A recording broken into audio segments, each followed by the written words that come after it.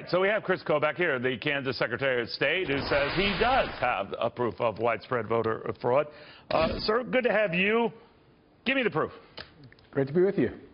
So there's different kinds of voter fraud, and the kind that Stephen Miller was talking about was people who are registered in more than one state and they cast double votes, or they're registered in, or they're living in Massachusetts but they go and vote in New Hampshire. So Kansas has been the host for the past decade of something called the Interstate Crosscheck, and it's a 30-state consortium where we try to keep our voter rolls clean by comparing to see if people are registered in more than one state, and about 3 million people are registered in more than one state. But get this, Neil, most of those people, it's no crime to be registered in more than one state, but it is a crime if you actually try to vote in two states.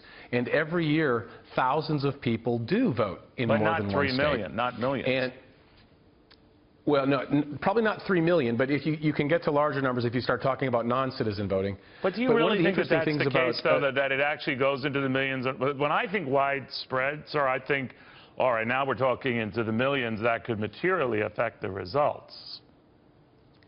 So if you're looking at the problem of non-citizens voting, we have a lot of evidence there, too. In Kansas, because we're litigating over our proof of citizenship requirement, we have an expert who's analyzed our voter rolls and thinks as many as 18,000 non-citizens could be on the rolls, and many of them voting. But there's another let's study. Just take those 18,000. Let's just take those 18,000 who are non-citizens are voting. You said many of them voting. How many of those 18,000 do you suspect? Yeah. Well, I suspect that the participation rate among non-citizens is probably well below the normal participation rate. So it's probably, you know, in the range of 10 to 20%, I think. But here's the point I was going to get to. There was a study done of the 2008 presidential election, and it found that 11.3% of aliens living in the United States said that they voted in that election, not just registered, but voted. And if you compare that 11.3% to the number of aliens in the country today, which is about 29 million, if you count legal and illegal together. But did they verify those numbers in the past? I mean, it's one thing for people to say that. It's another thing to quantify that and say, that is the case. No, that is a projection, but if you took that projection and applied it to the numbers today, you'd be talking about in excess of 3 million aliens voting. But to actually nail it down at a state-by-state level, that's the job of the Secretary of State. So, for example, we have presented evidence in this court case of 115 individuals we have identified on our voter rolls, and that's just the tip of the iceberg, because there's nothing on the voter rolls that says this guy's an alien. You just have name, date of birth, address, But you know what I think, Secretary? You're trying to keep track of this in your state and trying to be honest about it and try to track what you can. But when I hear someone complaining about widespread voter fraud, and I hear that in the case of the president saying that millions of illegals voted, or millions who shouldn't have voted, and that it materially changed the popular vote results, how could he make a statement like that? Do you really believe that, I mean, I know how we elect our presidents through the electoral vote. People can whine and complain about the popular vote all they want. We'd campaign very differently if it was based on the popular vote. It just seems to me that the president winced at the notion that he lost the popular vote and is trying to say that that was a sham because the popular vote was rigged as well. It just sounds kooky, doesn't it? Well, we do know that there's a very large number, and it'll be impossible to ever know what the exact number is of non-citizens. But it's not millions, right? I think it probably was. You do? I think it's probably in excess of 1 million. If you take the whole country, I think it's in excess of 1 million if you take the entire country, for sure. But, you know, the other thing that the president was talking about, enough and Stephen Miller to was turn the popular vote another way? I mean, let's say it was millions who shouldn't have voted, that it turned the outcome in the popular vote. Well, you'd have to then assume that the vast majority of them voted for Clinton, not Trump. That's exactly right. And the statistics, here's something I do know about, the statistical odds of that are crazy.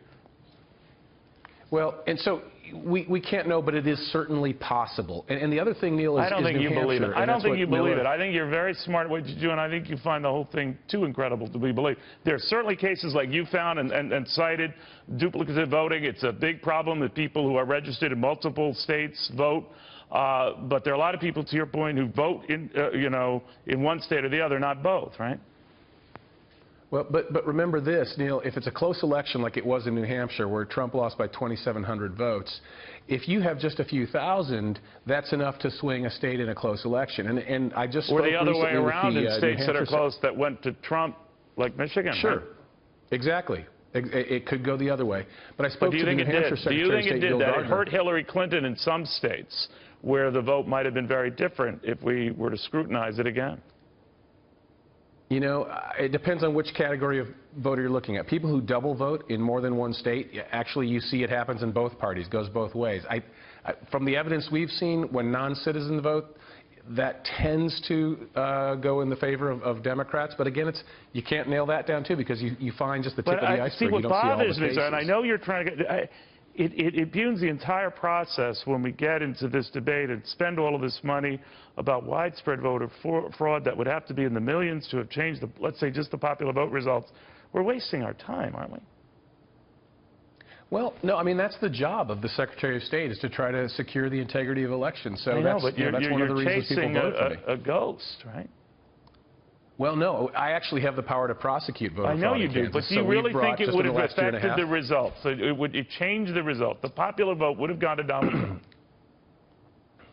Not in Kansas, but if you take states, some of the really big states, and you know, like California, Texas, some of the states that have a large alien population, you could have more than 1 million votes that were, that were not legitimate. Or you could have a case in some of those close industrial states that went to Donald Trump where it could have been Hillary Clinton.